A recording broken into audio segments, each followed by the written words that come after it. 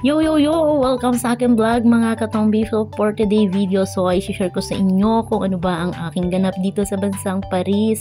So ito na nga ho, i-share ko sa inyo na ako ho ay magluluto. O ayan, ipakita ko na sa inyo. Unang-unang ginawa ko ay hiniwa ko ang bawang na pampatanggal ng aswang at ang sibuyas na pampabaho ng hininga. Char! Yan na nga ho ang ating mega sardinas. Inilawas ko na at hiniwa ko na rin ang tabayag. Sa aming kasing Katagalugan ang tawag ay tabayag. Ewan ko nga ba bakit bayag ay charot. So ayan na nga ho, hiniwa-hiwa ko hanggang siya ay maggutay-gutay. Gutay-gutay! And anyway, yan na nga ho, hinugasan ko na ang mga gulay at ang ating sibuyas. So ayan, ginisa-gisa ko na hanggang siya ay maglugas-lugas.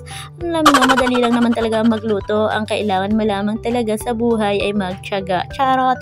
So ayan, nilagay ko na rin ho ang upo at nilagyan ko ng pampalasa. Yan lang ho, simple lang. Tapos ibinuhos ko na ang sardinas. Isang piraso lang kasi para lang yan sa akin. At ayun na nga, habang may time ako, naghugas na ako ng bigas kasi nagsayang ako. Hindi na ako nagamit ng takalan. Ang ginagamit natin ay pambihirang kamay. Yung kasi ang nakasanayan ko at tinuro ng aking mga magulang nung simula grade 3 ako. Kaya ayun naman, nakagisnang ko na nga at nasanay na rin ako. So ayan, tingnan na natin ang ating ginisang upo na may sardinas. Ay syempre, hilaw pa ho ang upo. Kitang-kita naman dinagdagan ko ng konting water at asin kasi nga ako kulang sa tubig. So pagkalipas ng ilang minuto, dinagdagan ko na naman ng asin kasi wala nga akong lasa. At ilan na naman minuto ay naluto na at nilagyan ko na nga ho ng pambihirang malunggay, pampatanggal ng baby mayo natin. So maganda ho yan, pampatanggal ho talaga yan ng mga bukol-bukol. Kaya kung ako sa inyo at may tabi kayo na puno ng malunggay, gawin nyo ng gulay at kainin araw-araw. So makalipas ang ilang minuto ay ayun, naluto na ang ating ginisang upo na may sardinas at nilagyan ko pa nga ho ng dahon ng malunggay. So ang sarap hong kumain, nakita nyo ho yan, may kanin tayo, halos kalahati na ng kaldero.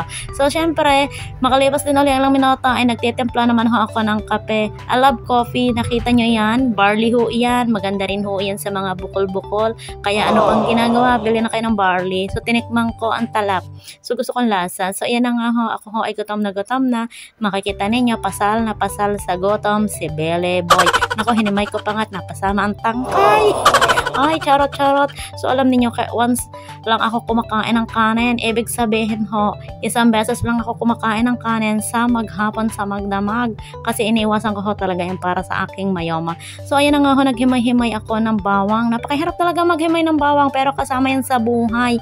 Pag hindi mo pinaghirapan, hindi ka magtatagumpay. So ako ay gagawa ng skinless kasi may pa-order na naman ho tayo. So sa mga umorder, maraming salamat to sa inyo. At ito hong vlog na ito ay hanggang dito na lang. Maraming salamat. Bye-bye!